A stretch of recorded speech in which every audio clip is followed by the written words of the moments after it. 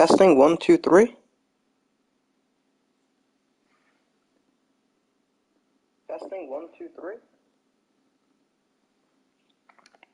Alrighty, hello everyone, this is Premier Spotter 91, and today I'm going to be looking at Chain Echoes. I've been playing this since it first dropped about 3 days ago, December 8th, and it is such a wonderful game. I am excited that I bought it day one when it first came out, that midnight actually, and I've been highly enjoying my time with it, so I'm going to go and introduce it to you and critique it a little bit. So Chain Echoes came out, like I said, in December 8th, and it's been developed by a solo developer, Matthias Linda. It is a pixelated game, so in the 8-bit, 16-bit era pixelated style, and is published by Deck 13, and is a JRPG with a lot of fantasy. You have mech robots that you can pilot. You have what we will say, typical hero trying to save the world, and then you have a band of merry recruitments all coming together and lending their aid, and everyone has their own backstory and pretty much their own kind of an agenda, and they're all grouped together and they have to go and travel. This game is out for PS4 and PS5. I'm playing it on the PS5, but it is a PS4 game. You can find it on the Xbox Series, the Nintendo Switch, and also on Steam, I believe. It's also on Game Pass on the Xbox, so if you have Game Pass, you could check it out and download it right away. This game was in development for about 7 years, as Matthias was the sole developer, while Eddie Marianukroh did the sound and the music. And I'm going to praise his music skills because I really enjoy this music. The game does not have voice acting, which is pretty much typical. I mean, if you're a solo dev, voice acting can get pretty expensive, and I feel like Matthias chose to put his focus in other areas, whether it's the fantastic pixelated art or the amazing music from Eddie here. I think they did a wonderful job, and for me, I don't miss the voice acting. I think the music and the atmosphere really drives home the point, and I don't really need the voice acting. Alright, let's go into the combat, because I don't want to spoil too much of the story for you. So, right now, I think I'm at 30-ish hours, and I would like to say that's near the end of the game. So you can expect at least that amount of time if you're playing on the easier difficulty. I'm playing on the hardest difficulty, which is basically hard mode, which I'm calling it. But here, let me show you on the option settings. You can change your difficulty settings, which I find it pretty well. It's very accessible for everyone. If you want to just enjoy the story, which most people would like to enjoy, you could use that. If you are more of a challenge person like me, you can make it more harder for yourself. So you can, for what I call the hardest difficulty, you just put everything to the right. So you want the overdrive system extra tight, so you really have to manage your overdrive system. I will explain that in a later point. High enemy stats, so even the most common mobs are actually pretty annoying to deal with, and really high aggressive. So if you have a weak party member, the enemy AI will target it, and they use a lot of more AoE moves and like debuffs on your team. So you have that.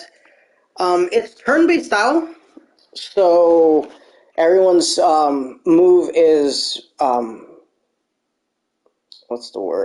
determined by the speed stat, and then everyone takes their time. You can attack, use your skills, defend, use items, but most of the time you don't really use your attacking option. This game really incentivizes players to use their skills, Because realistically, what you want to do is use skills to push yourself into your overdrive, and then when you're in overdrive, you do more damage from your attacks, you take less damage from the enemies, and all your skills take less TP. It's basically the MP version of this game. So you always want to stay in overdrive or get to overdrive as soon as possible so you can actually make use of it.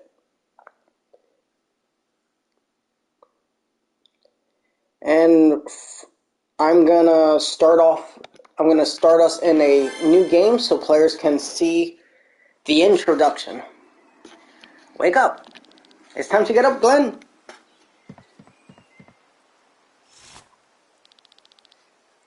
Look how lovely the sun is shining. It's still so early. Oh, come on, get dressed quickly. Your friends may come any minute.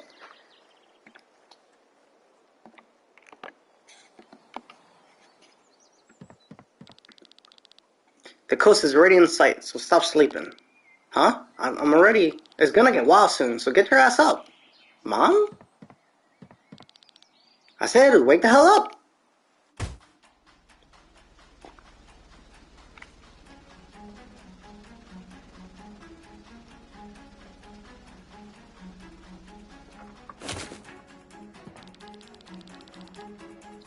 Do you believe this? We're on a suicide mission. He's taking a nap.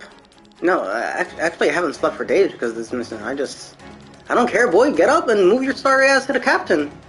Up on the bridge.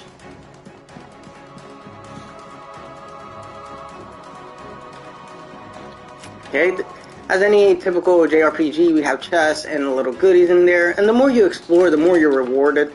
Most of the time you see these sparkly items, you could get them for extra things. These little red tags, you can talk to players or the NPCs and just learn some information.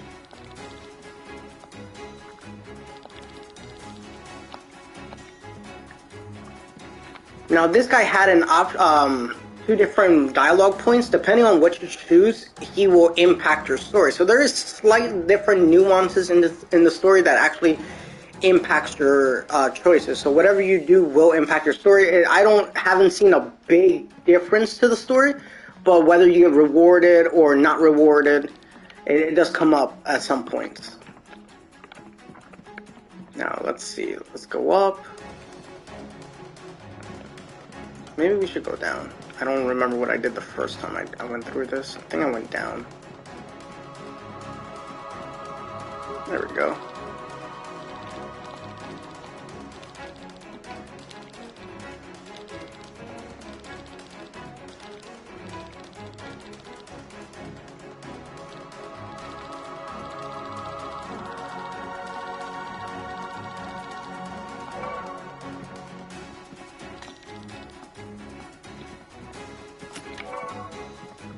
Some goodies. Alright, let's progress the story.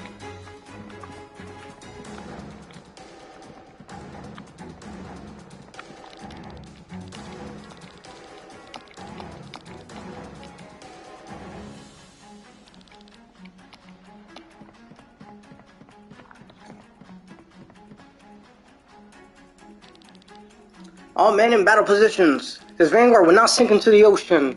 Gahahaha! Ah, Glenn, our ace pilot at last. I'm sorry. Too late for apologies. We're reaching the coast soon. Glenn, Killian, you take the sky armors and go ahead. We'll follow you. Yes, sir. Our goal is the Opus Stone. It feeds the ether cannons with energy. We smash the thing and clear the way for the rearguard. Understood? Yes, sir. Har har har har. Our client doesn't think we'll survive this. Lured by the promise to pour gold around our families after our death, we took the job anyway. But we'll show them that we can survive. We will not let our families spend our pay alone, right? To the band of the Iron Bull. To the band of the Iron Bull! What, so soon? Their cannons shouldn't reach us yet. Cursed Tyranians and their darn technology. Let's go. Are you ready, partner? I think so.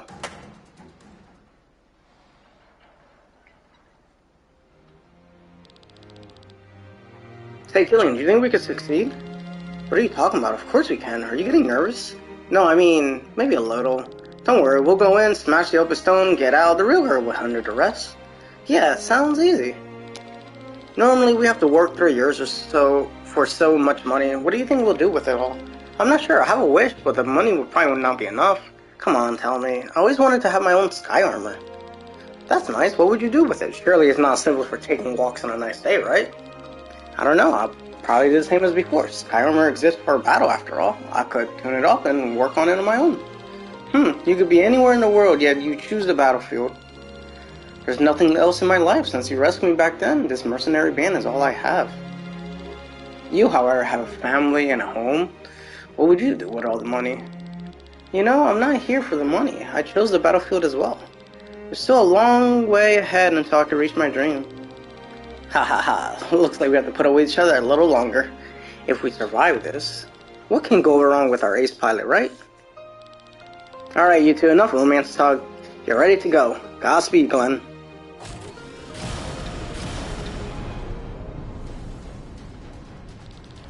Watch out, Glenn. The enemy's sending their own sky armor our way.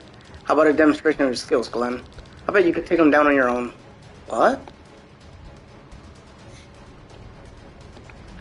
Okay, so that just teaches you to always use all your TP. Like, don't restrain yourself in battle since all your HP and TP gets regenerated after every battle. So just go ham.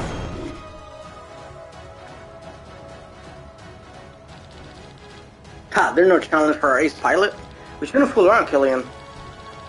Well then, get ready. Here comes a new challenger.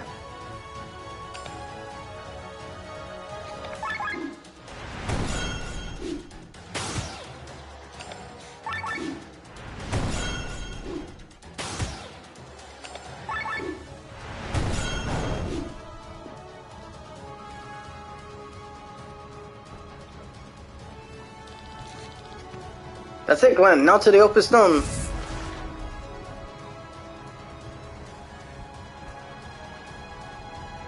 Whoa, look out for the cannons. Damn it. Killian!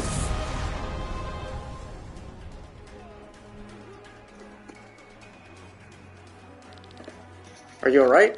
Of course not. The sky armors were our best chance to reach the open stone. As long as we still got legs to walk and arms to wield a sword, we will not give up.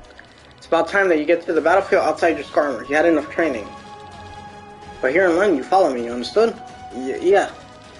We'll fight our way to the open stone on foot. Once the stone is shattered, we can wait for the rear guard. Alrighty.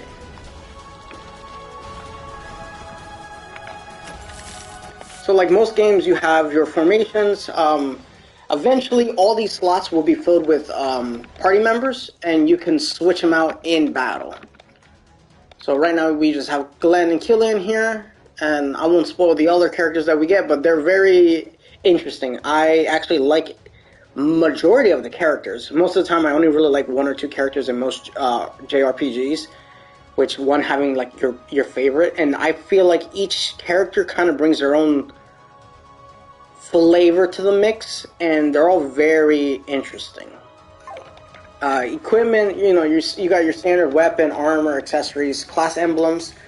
There's statues throughout the land where you will do a challenge, you fight some enemies, and if you succeed, you'll get a class emblem. Whether it's a cleric or warrior, is basically like an extra buff to your stats. And you can you can mix and match, pick and choose which one you want, whether it's you want your cleric buffer guy to have even more of healing potential, or if you want to make him into a warrior, so he could be like a little bit of everything. Most of the time I feel like you should min-max. So like, I use a buffer healer guy as a very integral part of my team, and I gave him the cleric because he was already a really good healer. So I did that. Accessories are just extra, like hair pieces or scrunchies or, you know, whatever else you want to say, maybe a belt, shoes. That just gives you extra buffs. Later in the game, which is actually not that later, I would say the first, let's see, the first prologue is like maybe 35, maybe 50 minutes, depending on what difficulty, you know, if you're taking your time exploring the area, talking to everybody, really sinking in with the tutorials. But like maybe another hour and a half in, maybe two, the game teaches you how to upgrade weapons and upgrade armors, and you get crystal slots. You can upgrade the slots so you can slot in some crystals. There's even ways that you could like mine crystals from a crystal node. So then you can combine two of the same crystal types. So there has to be like attack up and attack up. You fuse them together and you get like another crystal. And you can either hold on to it and keep fusing until it's maxed out. Or, you know, in the very beginning of the game, you're going to get like basic crystals. So it might be like Earth Resistant 1, Purity 1, Earth Resistant 1, Purity 1. So you fuse them together, you will make a Earth Crystal Purity 2, and it has no purity. The size is 2. Okay, Earth Resistant 2, Purity 0, because 1 and 1 will go down to 0. And you'll... once you have that gem, then you can slot it into your weapons, as long as... I think it's either 2 or 3 minimum of the level itself. I want to say it's 3. But regardless, what you want is... what's most important is the purity. Because if you have, say, a 5 purity attack up, and you choose to put it in your weapon, or your armor, regardless, and you ever remove it, it will lose all its purity and will just become like a basic crystal. You can still fuse that crystal with another one as like the secondary crystal, not the primary. But it's kind of not beneficial to waste a high purity so early. So maybe when I'm done with this, I'll load up like an older save and try to show you guys how it kind of works. Because it was a little confusing for me at first, but after I got it, it was pretty easy. I just pretty much fused all the really bad ones together and started using them. Because especially if you're going to be playing this game on hard, you need to use all your tools. You need to make sure you're using overdrive. You got to make sure you're upgrading your weapons and your armor. You got to make sure you're actually using crystals, because everything is really tough. But fun. It's I think it's one of the more challenging, fun RPG games that I have played. Here we're just gonna spam a bunch of attacks because we don't really have the overdrive. Something I did a mistake, or not a mistake, but something I did in my first playthrough, because I thought the overdrive system kicks in as soon as you started, and eventually the game slowly introduces a lot of things. My only real drawback of this game is in the very beginning, everything's really slow, but I think that's just typical of this genre of, you know, at JRPGs, that everything starts slow because you're getting introduced to this combat, you're getting introduced to this, you're learning about everyone's backstory and how they come together. So in the very beginning, for me, I thought it was really slow. I stuck with it because I know usually the first hour and a half is just the setup to the game. But if you're like me and you thought it was slow, you know, keep at it. It moves much faster after, you know, it moves much faster after you leave the town and you're allowed to start exploring the side areas. You're allowed to start backtracking or going to different locations. The game is very linear in the first like hour or so. But then after that, it opens up and you can go back to other locations. Like the first level, or quote-unquote level, you do a goblin cave and you fight a boss there. And then if you come back, there's like a chest where you fought the boss, and it has like almost 3,000 currency. So it's good to retrace your steps and re-explore the old areas for things that maybe you didn't miss per se, but it opens up later.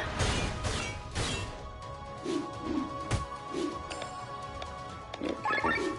This guy should be about dead. Alrighty, cool.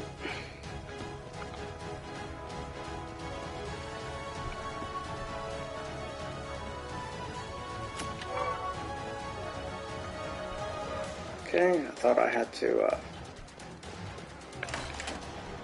go somewhere else. Nope.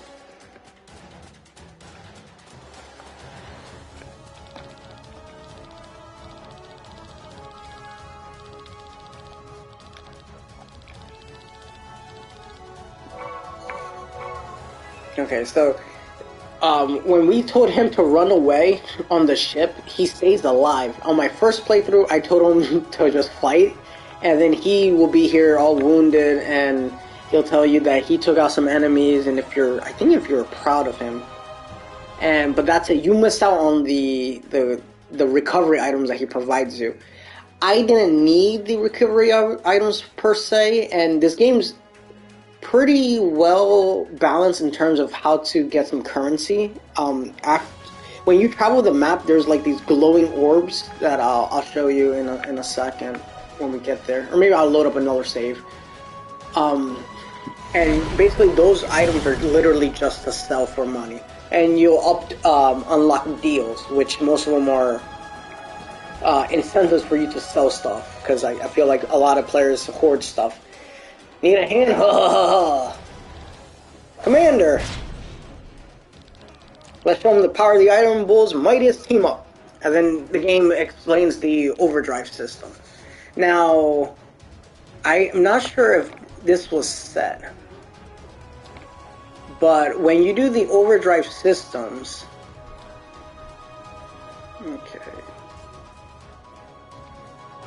Okay.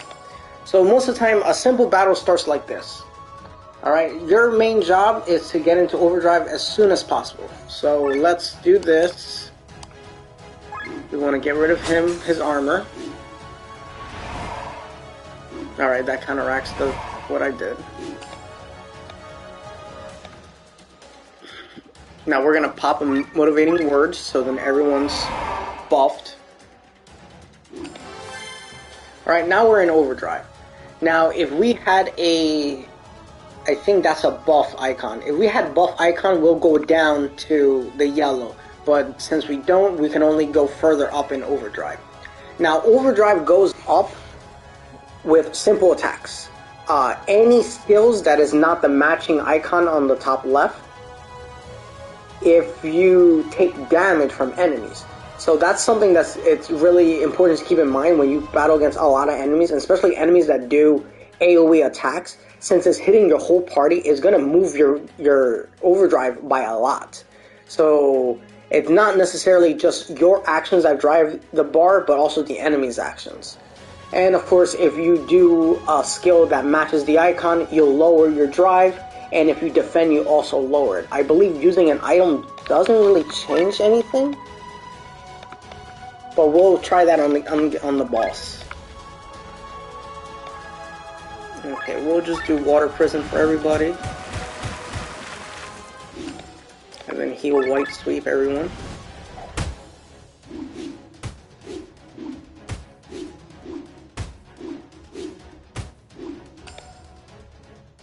Okay. Let's try to get rid of somebody, so we'll get rid of this guy. He has the lowest HP. Alright, perfect. Alrighty. This is where it comes down to I think this would be my second criticism of the overdrive. While the overdrive system gets better, because you'll unlock more party members, you'll unlock more skills, and you're allowed to start swapping or switching out in combat once you have extra players. In the very beginning, it's very, very rigid. Like right here, I want to just go for a fire burst. The only problem is that's going to put me really close to overheat, and I'm not sure what the next icon's going to be. So you're really gambling on the next icon. The very next character has a matching icon to lower it, so then you don't go there. So right here, like while it's not a play that I want to do, I think it's better to do the motivating words. And this is where a lot of players' play styles are going to clash with the overdrive because you have to balance how you want to play and versus how the game's telling you how you want to play. And this is on normal settings, so you can see our overdrive is actually really large compared to on hard mode. I'll load up a hard mode save so you can see how much bigger the overheat is, and it's actually very, you gotta manage it way more. So we're just gonna do Water Prison again. This is just a simple AoE. Good against large groups. Luckily, Killian has a matching icon, which is basically, I think that's just attack, or physical attack. So we're just going to go ahead, lower our gauge, do more damage, hopefully wipe out some people. Alright, so yeah, we did. And here we go. Alrighty, so it already changed the icons. Luckily, we have one that matches, so we're just going to go ahead and lower this guy's defense. So then now this guy could be aggressive and knock this guy out. Perfect. And, don't really think it really matters, but let's try to poison him. And then this guy can try to finish him off. If not, Glenn will do it. Alright, the poison actually came in clutch, so we do that.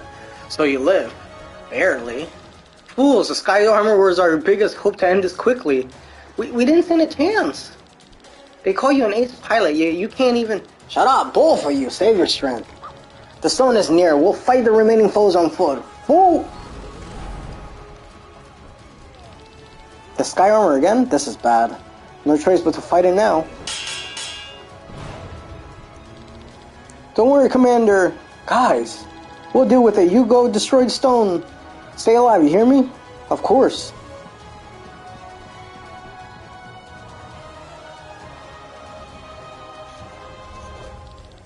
So the enemy has reached the stone.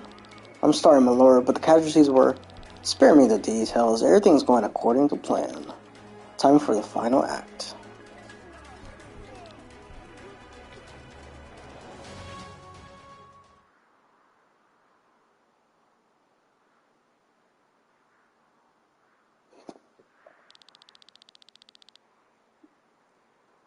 The open stone, once it's destroyed, the ether cannons are out of fuel.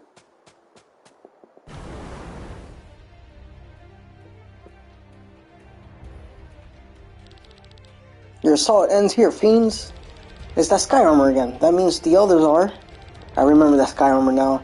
That's Weon, a famous doppelsoldier. And I know you as well, Band of the Iron Bull. What madness has befallen you to take such a mission? And what did Gravios lure you with? With gold they do not possess? Do you even realize what you're dealing with? We need to get past them, then we smash the stone. Not if I smash your skulls first, you fools. Okay, this boss fight was actually really annoying my first time going through it.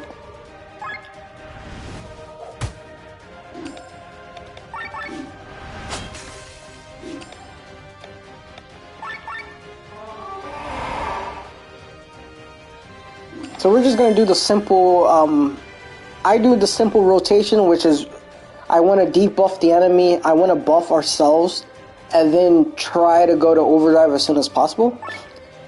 You can stack a lot of damage over time, so you could stack poison, bleed,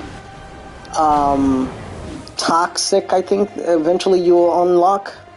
So you can do a lot of things with them.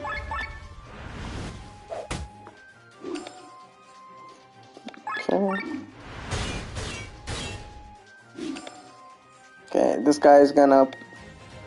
See, here you can see how much you go back versus how much you go forward on this.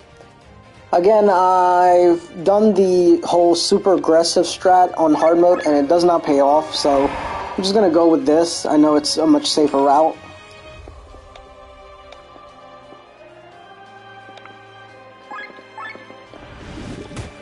This guy's a little weird because his main point is to poison the enemies, and then after that, he's not doing that much damage.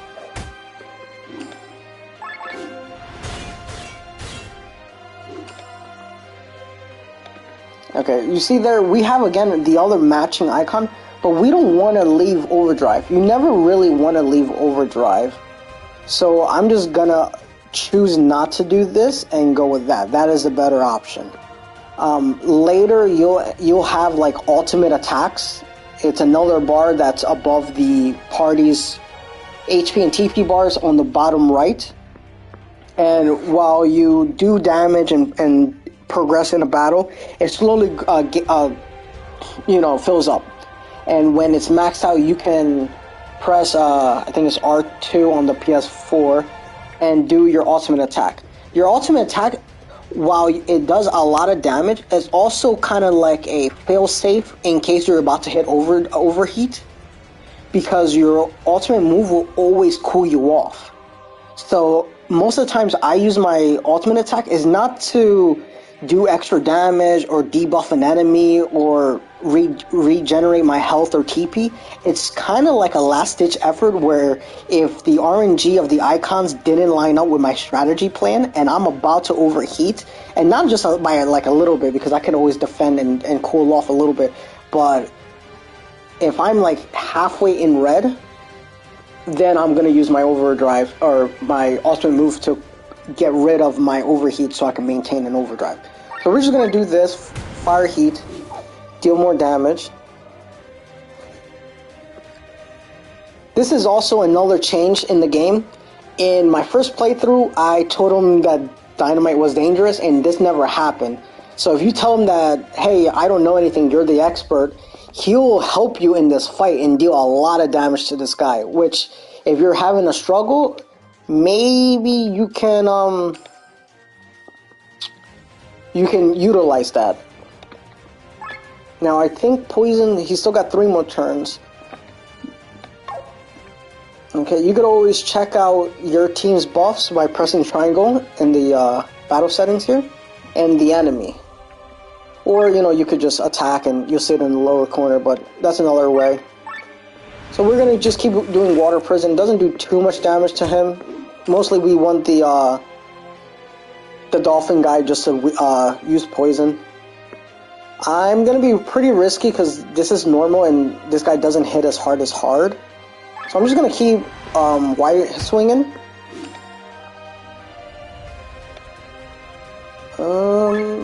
I want to break him again.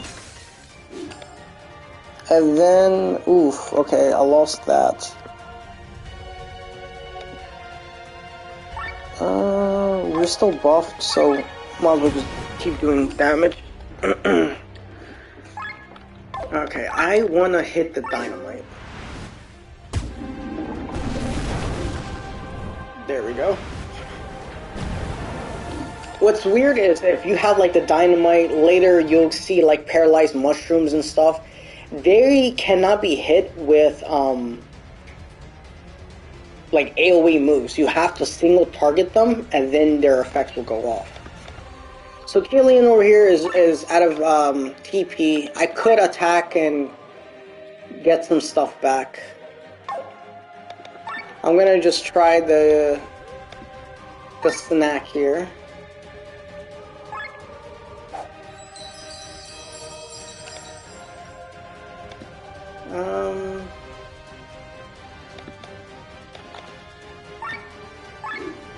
We're just gonna go offensive.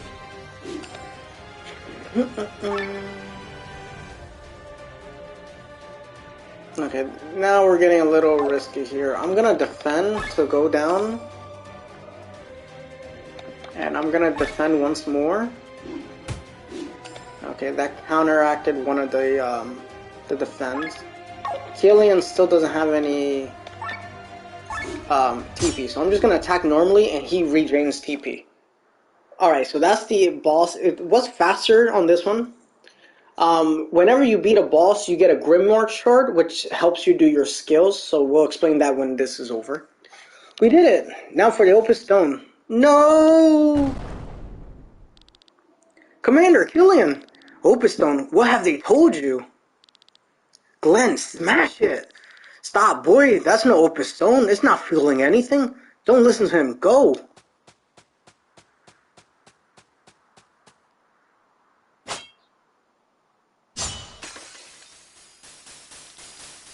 Fools! The Grimoire!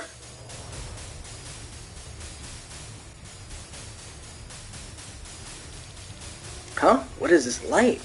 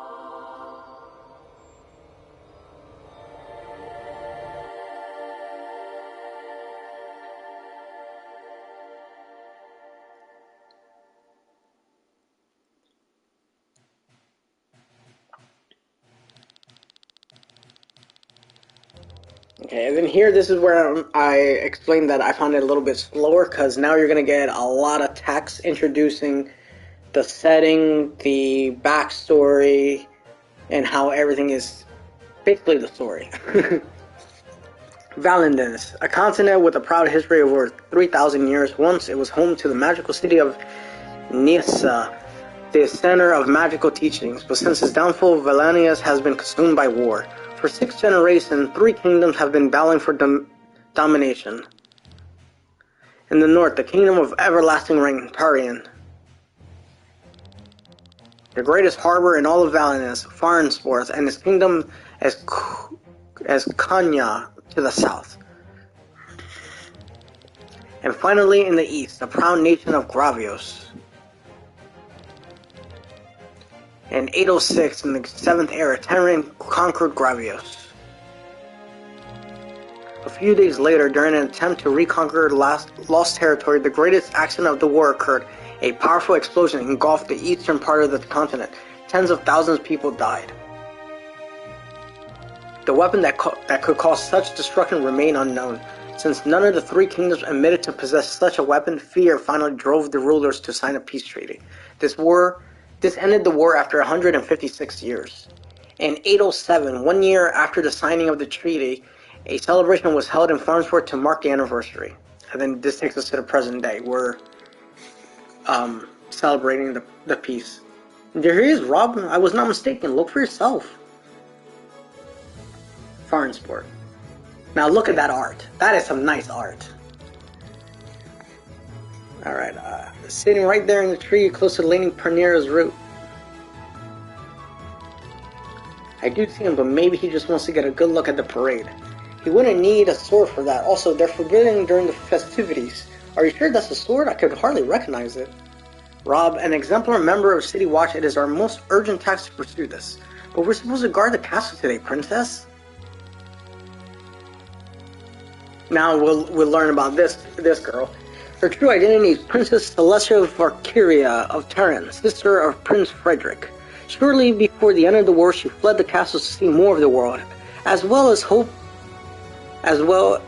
her people's struggles, worries, and hopes, in order to become a better princess to them all. After a chain of events, she ended up as a guard of the City Watch for the Terran enemy's kingdom.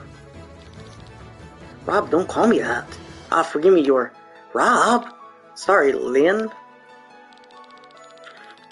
Now, this is Rob. Rob is the heir to the house of Regmir. Rob grew up as a ward in the castle of Tormund together with Leanne. Once he learned that she planned to flee the castle, he insisted on tagging along, her well-being being his highest priority. It's a miracle that we have not been discovered if anyone finds out who I am. Anyway, let's make haste to the West Gate, Anon. Let's hurry? Let's hurry to the West Gate. Alright. So then now we'll learn more about the skills. Now, whenever you beat a boss or something significant to the story, you get a Grimoire Shard. There's also other ways you can get Grimoire Shards from your bulletin board task, which I'll show in a little bit. Everyone has their action skills, which are basically the skills that you can use in battle. Passive skills, so those are just always active in battle, and you can have maximum of 3 passive skills active.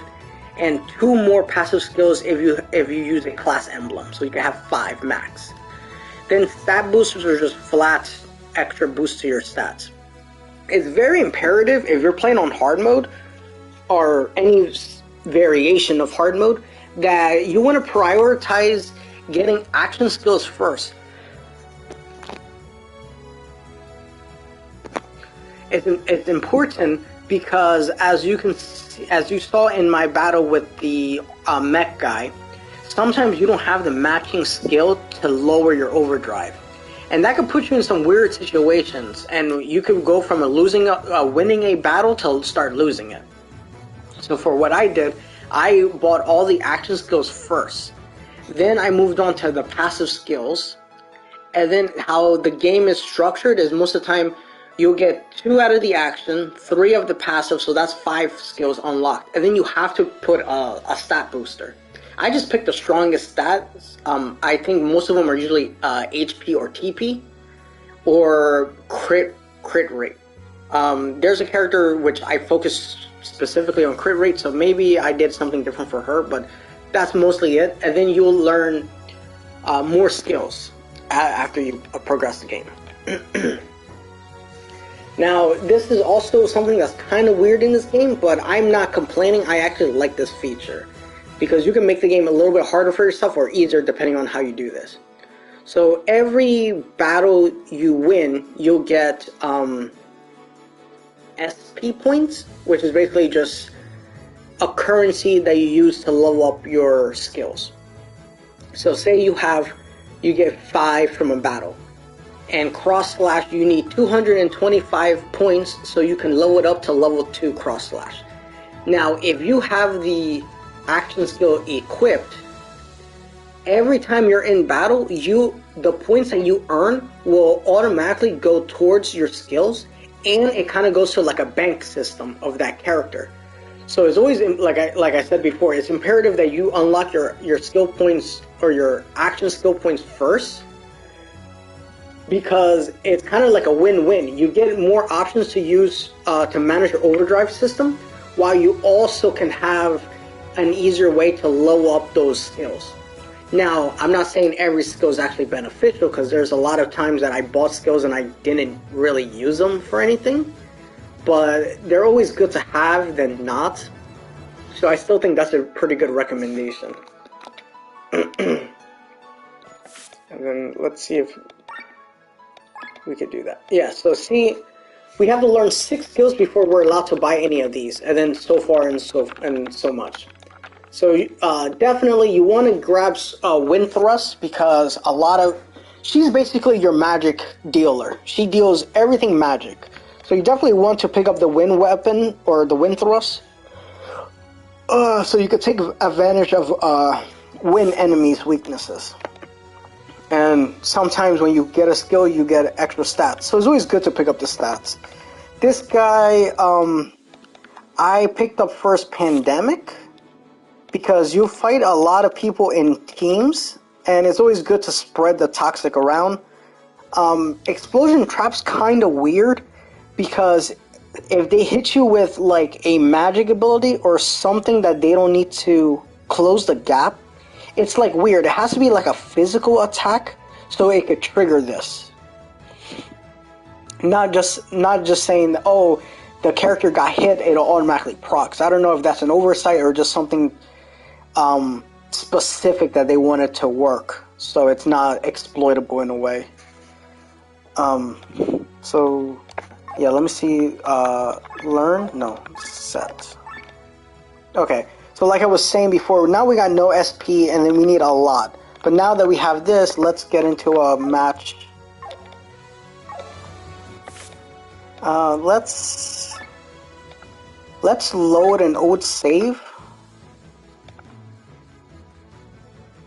Okay, let's load this one. So here we're over here investigating a cave. My skills are the same, and I got 19 SP. Now when you see, it's not the 295 that it used to be, it's only 276 and 277.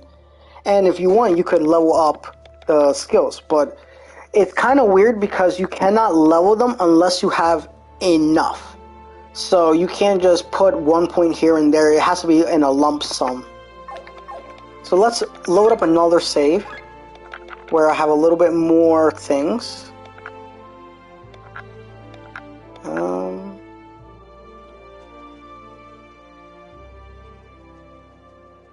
Okay, I think this one will be okay.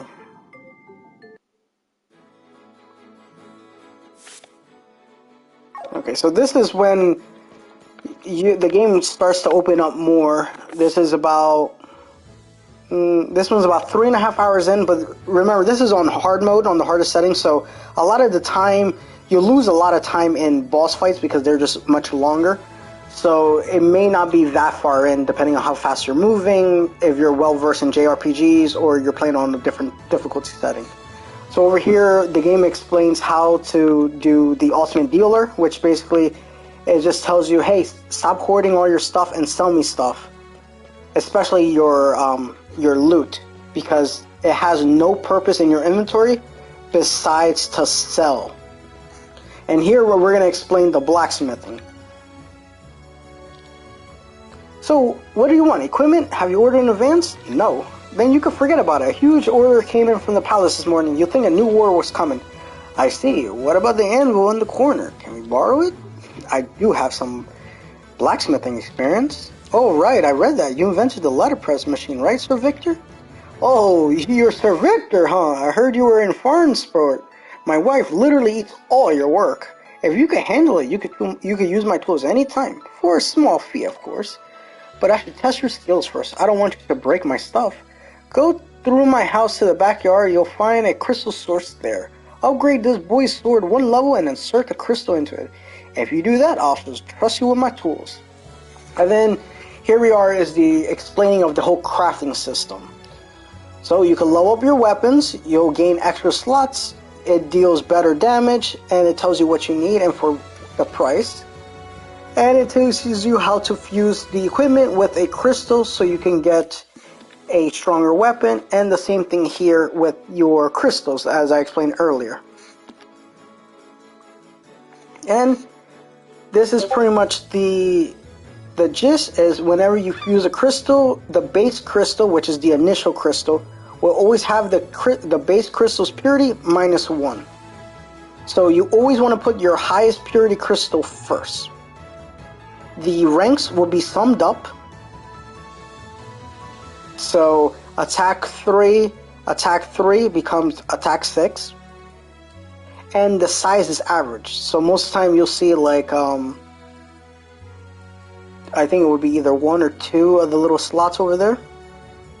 And then whenever you get it, you get a little X. It becomes an artificial, saying that it is used as base crystals and not fusions anymore.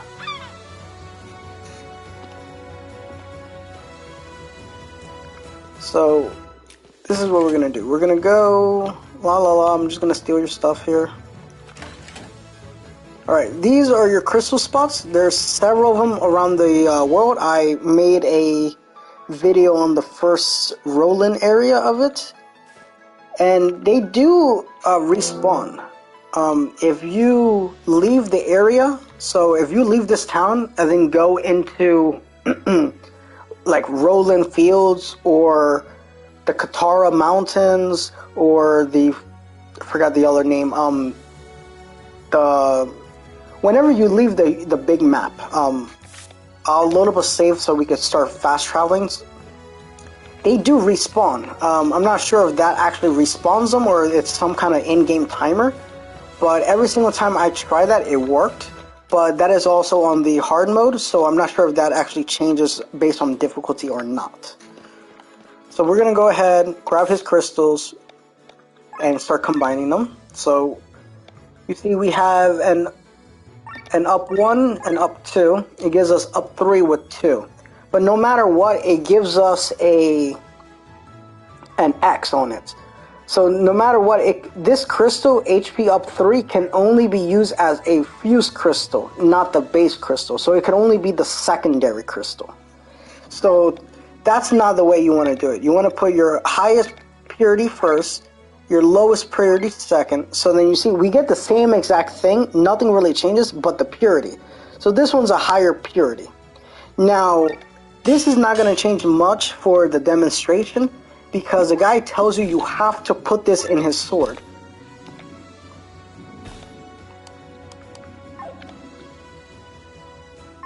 Oh, I think I need to upgrade the sword. Yes, okay. There we go. And then now I could set it in the weapon. There we go.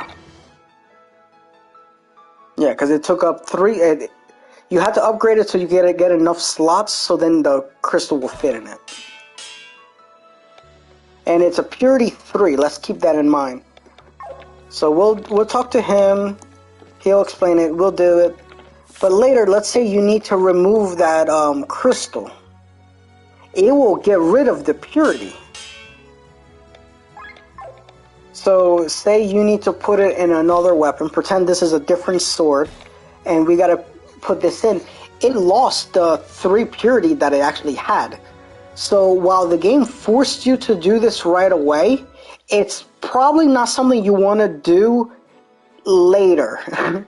Because it's actually... it's not something that you want to be doing. Now, some people probably don't matter too much. I don't see it being too annoying to manage, but that's just something I feel like a lot of people were confused on how the purity and removing and reslotting work. You can reslot everything. It does come with a negative, and you shouldn't be slotting any gem willy-nilly. But to be honest, you'll get a lot of crystals, so you might as well start using them. Let me load up yet another save. I think this one's a little bit further.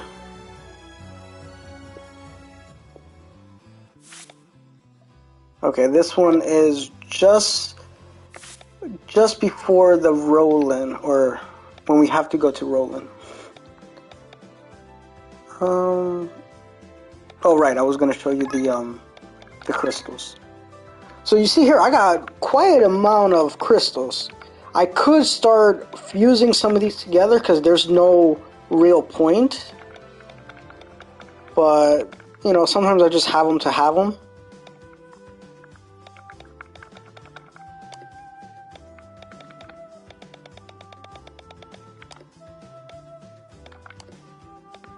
Now I do have some equipped on the weapons here.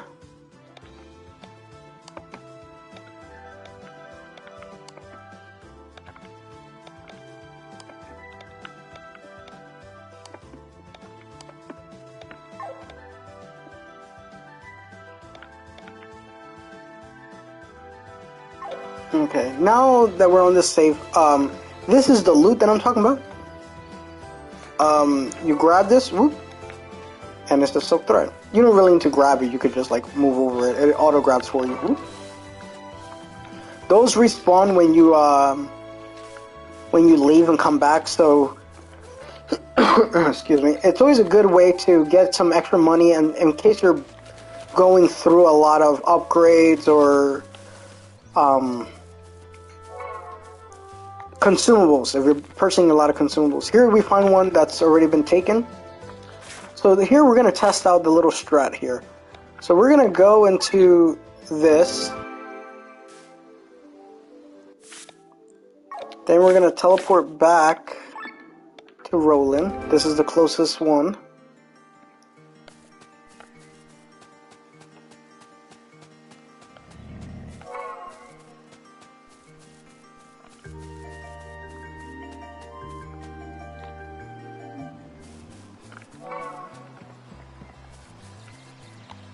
See, the little loot things came back.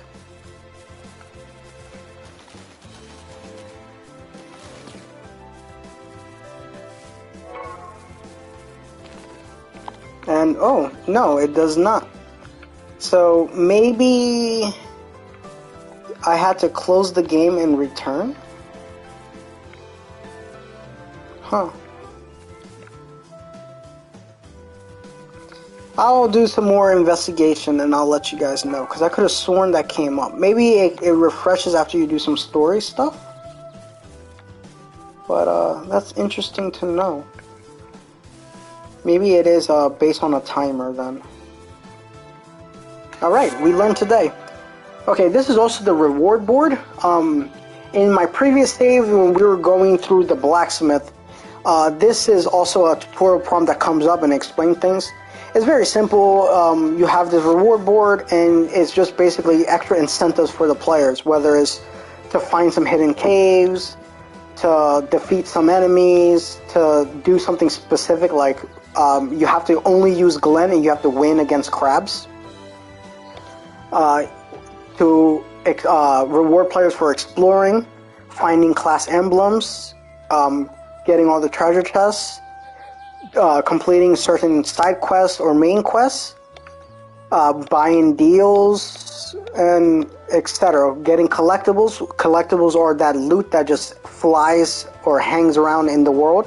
So that's very simple, something simple to get, and they all reward you. Make sure if you have a really red dot over here, you want to hit claim reward. A lot of people assume that it's an auto-generated. You have to manually take your rewards. But besides that, then you could also hit triangle, so you check out your chain, and you get a lot of good stuff. You get sacred water, which you need to do class emblems, because you need to find a statue, and then you also need sacred water. You gain your first sacred water, I want to say, based in the main story, so it's not, you can't miss it. Then the Grimoire shards are the loot that you get from like main bosses or main story stuff, and that basically allows you to level up one of your skills. So you could you can unlock a skill, unlock a passive, or unlock a flat buff stat gain. And you see most of them are just the same thing: Grimoire shards and sacred water, because they're important to the game. Then you get rusty knuckles, which, if I'm not mistaken, was either a weapon or an accessory. And this is just something I like this feature, because while it's not something that makes or breaks the game, because a lot of this stuff is pretty simple things that you gain, you know, whether it's SP or like some loot drops, it kind of helps people. If you explore, you'll get rewarded. If you choose not to explore, hey, no big deal. Like, it's like you could get this sterile mucus by fighting a bunch of horse enemies, or stealing from the horse enemies. So it's not something that it's like make it or break it, like you have to get it or you miss out on something important. It's just more incentives for players to play how they like. You can reformat the squad. Whoever is your first party will be the guy or the female that you control. I don't really care about the order. I just did it this way. But yeah, as you can see, I really enjoy the sceneries. There's a lot of butterflies in the background, falling leaves, little frogs croaking, the waterfall, even little fish silhouettes. And let me take you back to the Katara Mountains. Like, this looks so nice. And the areas just get more and more cool. Like, they really went all out on designing all this. I think the main appeal of this game is just the old yet new take on a JRPG. Because while nothing's really brand new, there's enough of Matthias' own like essence and personality in the game to make it his own thing. So you can see the inspirations or the drawbacks, the homages to other games and references, but it doesn't really lose chain echo by trying to copy too much, if that makes sense. You know, you could definitely see, oh, this is Chain Echoes. This has its own identity going for it, and its own. I'm just gonna keep saying flavor, because it's just basically when you eat something from one chef versus another chef is always gonna have their specific twist on something, and this is Matthias's own twist to it, and I very much enjoy it. I enjoy the combat system, while I do find it constricting in the very beginning of the game. It really opens up and is actually really rewarding. I can't super DPS a boss like I normally would, and while I sometimes don't like it because I like to be super aggressive, it's fun playing a battle of defending, buffing, debuffing, and looking for the long run, because I wish I can see the enemies or the boss's HP bar, unless I'm overlooking how to find it, but I never know how much life they have, and unless they get like really weak. I want to say, like, there's this one fight that you fight against a carrot, but I think it's just once you kill them, they get pretty weak. I think it's your party that once they get really low, they like get into like a weakened position. I don't think the enemies have that, so I never know if I'm gonna win a battle or not. There's a video that's scheduled to go up later today of me fighting a boss, and I just started doing random aggressive attacks because I thought I was just gonna lose, and there's no real way to reset a battle unless you just like hit your load and retry from beginning. So I just wanted to hurry up and die to the boss and then hit reload from save and then try again, and I ended up beating the boss. So I'm just like, oh, okay. Again, I really enjoyed Eddie's music design and soundtrack.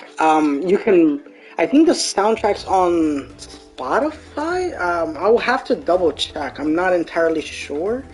I know it's coming out as like a vinyl or something, because the game's also coming out, I believe, next year on a not like a limited run, but like a one of those pre-orders for a physical copy. But right now, Chain Echoes is only digital. Let me check Eddie's stuff.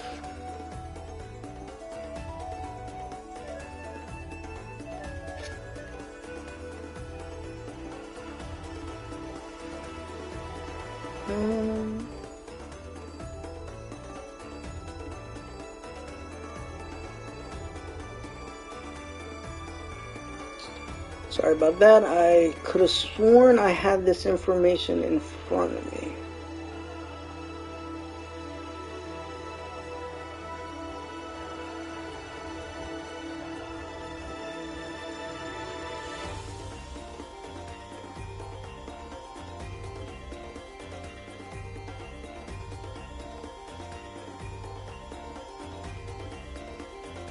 Okay, I'll have to check. Okay, okay. So the Spotify is, if you play the story, you'll come across a very specific minigame with a turtle. I suggest you play the minigame with the turtle. There's a really cool music company for that minigame, and it's really good. And there's a Spotify for the band who did the music for that.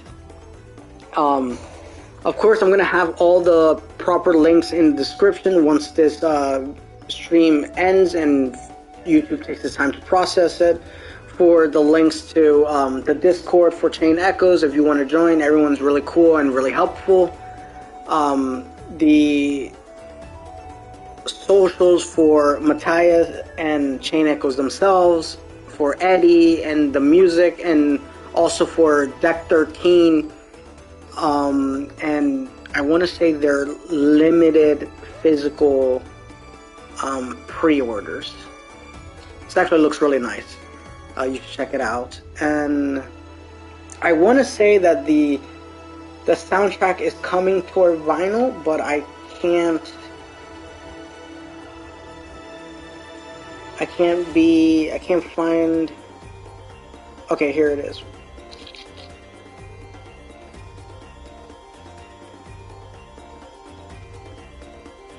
Okay, so this... Maybe it's on Bandcamp.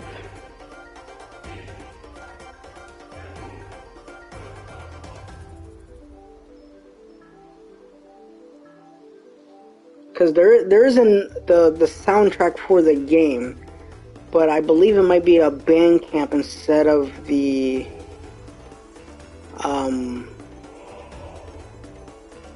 like a vinyl.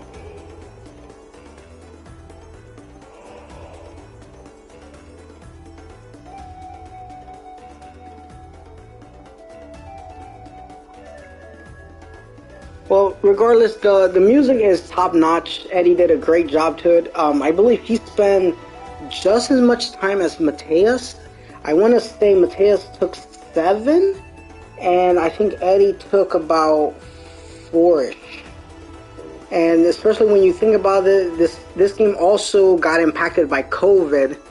I'm just very grateful that it came out as well as it did. Realistically, I have no real big complaints about the game. I haven't found any big or annoying bugs. I think some players found a bug in the PC version if you did something weird with Sienna, which is the little redhead girl over there. And not even weird, I think it's just if you did a certain action in a specific part of the beginning of the game, it kind of like skipped the story, and the game thought that you advanced the story more than you actually did. And I believe it is being worked on as that is a bug. On the PS5 side, which I've been playing this game on PS5, it's a PS4 game, I have not run into any issues like that. I also turn off autosave. I don't like autosave. I'd rather just have a bunch of manual saves, as you saw, so I could always load back to a previous save and try to explain something to a subscriber or to somebody, or if they ask me where did I find something, if I try to have my saves organized, it's a little bit easier to find that, unless I'm referencing my own videos or something. Kind of wish there was more save slots, because if you do one slot per like area or level, you kind of run out. But eventually you don't need to do that so much, so it's not... It's something I would like to have, is not something it's super imperative or important, to be honest. Besides that, as I said, I have no real complaints about this game. For $25 on the PSN store, Xbox, Steam, and Switch, I think that's a great deal. It's at least 40 hours, I want to say, on the easier settings, maybe a bit more on the harder ones. And also depends on, like, if you take your time, you want to do the side quest. And I don't believe that's anything near for, like, if you want to plot the game or anything. It's definitely going to take you longer than that. So it's a very good investment if you're talking about how much playtime per hour. And this game doesn't really have any fluff, you know. Especially if you're playing on the lower difficulties. A lot of the bosses are not that difficult. So you'll save a lot of time compared to somebody else who's doing it on a different setting. But regardless, I think it's a great game. It's always hard to judge an indie game because most players and people in general base everything off like the AAA scoring system, which is just like 1 out of 10. And we don't really judge everything apples to apples, because I've always feel like you have to compare AAA to AAA, AA to AA, and then indies to themselves. Because if you start comparing in just a 1 through 10 scale, it kind of gets weird. Like, if you give an indie a 9, isn't that realistically a 10 compared to like the AAA games? Because, you know, I'm not sure if I mentioned this, but I believe this game was kickstarted. You know, it's a single developer. He did literally everything besides the music, which I think Eddie did. And then I think Eddie used some other composers or some other people to help him with anything, because I think I saw him post something about a song he dedicated to his grandmother, and it was very nice. So, you know, this is maybe a handful of people, maybe 2 or 3 doing a majority of the work, and then Tech 13, which helped publish the game. You know, where most indie games don't even have a publisher. They're either self-published. So I think this is definitely a game that if it hasn't been on your radar, because I know not everyone follows indie games or maybe Kickstarter or anything like that, and since we are in the holiday season, it's, in my opinion, it's always rough to make a game out in December because it's either the last AAA games that are trying to bank off getting holiday sales, and you kind of have a lot of people kind of checked out mentally because it's the holiday season. They're just kind of going through the motion of working and doing stuff and then just coming home and relaxing. Maybe they're not paying enough attention to everything. But I will give this a solid 9. You know, while I have some things I don't particularly agree with, it's not something that it like makes or breaks the game or makes the game tedious or anything like that. It's very well done.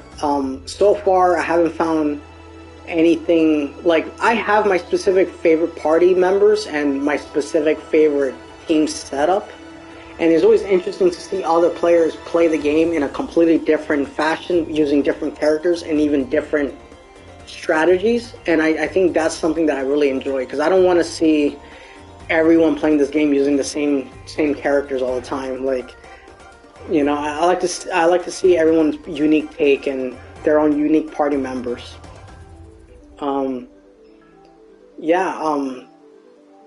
This is just a great game. You know, it's simple. It's kind of like the simple old school 90s JRPGs. Like, you come home from school and you're just trying to play in a nice, cool environment, very vibrant art, and really cool characters. And I think this game nails everything it wanted to do on the head, and it doesn't have any overwhelming blemishes. And coming from, again, a solo developer, I think this is just top notch. Like, I cannot not praise it enough. You know, as a solo dev for 7 years, and then getting hit also with COVID, because I'm sure that has to impact it, this is just a smashed out. It's just so good. So I hope a lot of players try this game out. I think it has a pretty low price point for what it has and consists of. You know, it's definitely something pretty budget friendly for a gift. I'm sure a lot of older people who played the games back in the 90s will enjoy it, as well as the younger demographic, because I think this is just a very fun game. Especially like their turn-based system doesn't feel slow. Like, it feels very quick, especially how you can switch out, do skills, use your ultimate attacks, really drive home the overdrive system. Oh, speaking of the overdrive system, let me show you what I was talking about with the overdrive system. I think this has an enemy right away.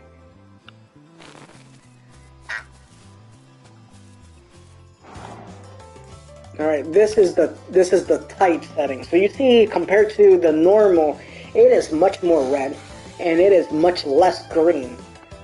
And I want to say that's more yellow than anything, but I'm not too sure on that. But definitely the green and red is changed. And it's just how you gotta play the game is a little bit more,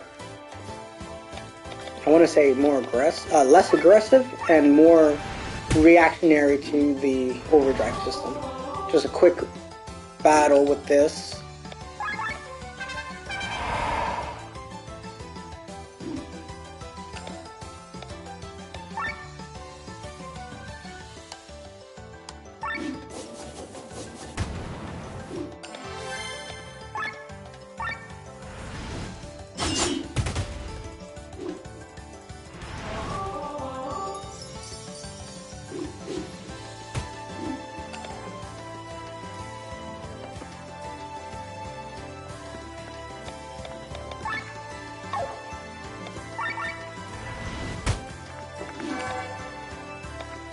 Okay, see, here we're gonna have to pilfer, even though it missed. For safety, we're gonna go cleanse, because this guy has an HP regen, so we want to get rid of that. And then now we could be a little bit aggressive. Okay, I didn't think I was gonna kill it. Alright, and then we'll just finish this guy off here. Now, while that looked pretty simple, when you first start, it was pretty tough. Oh, okay, see, here we go. It came up. So yeah, I think it must be just on timers, because there's a few on this map.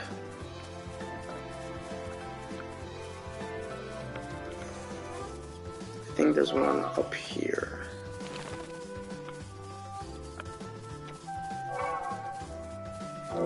There you go, yeah. So yeah, it is based on timers then. So then I am mistaken. You cannot manually refresh them by teleporting in and out. It's just a timer, which is cool. Look at these little birds. Alrighty, so I hope everyone enjoyed my little Let's Talk Chain Echoes. You know, I hope you found some value in my impressions and my opinions about this game. I really enjoy it. I feel like a lot of people will enjoy it. And give it a shot. Give it a shot. It's not that pricey. You definitely won't regret it. It's super fun. I do have a bunch of guides and or playthroughs of the videos, so I try to record everything that I'm doing, so the main story and everything, and I try to segment it so that everything's in order. So if you're a new player or you get lost or you forget where you're going, because sometimes I do that, I'll play at night and then when I'm playing the next morning I'm like, oh my god, what was I doing? And I have to reference my own video, be like, oh, I finished this, let me start this. So everything's very nicely organized in a playlist. I'm gonna have to put this live stream in the playlist, but I'll probably put it in the first slot in case people are like on the fence if they should get it. You should definitely get it, and then it goes into the guides. And you know, it has all the bosses that I've done on hard mode. So then you can, if you're having trouble, maybe you can see the strategy that I used. Or maybe if you have any more questions, you know, feel free to leave a comment on the video asking, you know, what was my weapon setup at the time, or you know, what was I using specifically, if you still can't replicate it. But yeah, so you know, location guides, you know, where you find some statues, where you should be going, because the game kind of opens up to things. But like right here, this is still somewhat early in the game, but you can technically, that down arrow is like a grotto. I will suggest skipping that for a little bit. There's an arrow up next to in the top right, but you can't really do that right now. And then there's also that little one with the ocean, and you have to come back a little bit later. But I don't want to spoil too much of the story, so I just gave you like the first couple hours of the game, which is a lot, and it's very fun. So I hope everyone enjoyed this. I'll be uploading more videos as they're all scheduled. I'm a little bit behind because I had to take a day off to do a regional. But now that I'm back, everything should be uploading pretty systematically. And if you have any questions or concerns, feel free to comment in one of the videos. Thank you for watching, everyone. Shout out to Matthias and Eddie. You guys made a really great game and great music to accompany said great game. Shout out to Deck 13. They provided me with a key for the PS4 game. Unfortunately, I didn't see it ASAP, so I went ahead and I bought it on midnight on the game when released. So, you know, I definitely put my money where my mouth is. I bought the game instantly at midnight, and I've been loving it ever since. But shout out to them. They're a pretty good publisher group, and they are really well connected with the community. And I think Matthias got a really good publisher. So I hope to see more good things from Check 13 and Matthias, and even Eddie. You know, I want to see his next music projects and endeavors. I want to see everyone's endeavors. I feel like this is a really good stepping stone, and I hope another game comes out of it. But until then, this has been Premier Spotter 91. Peace out.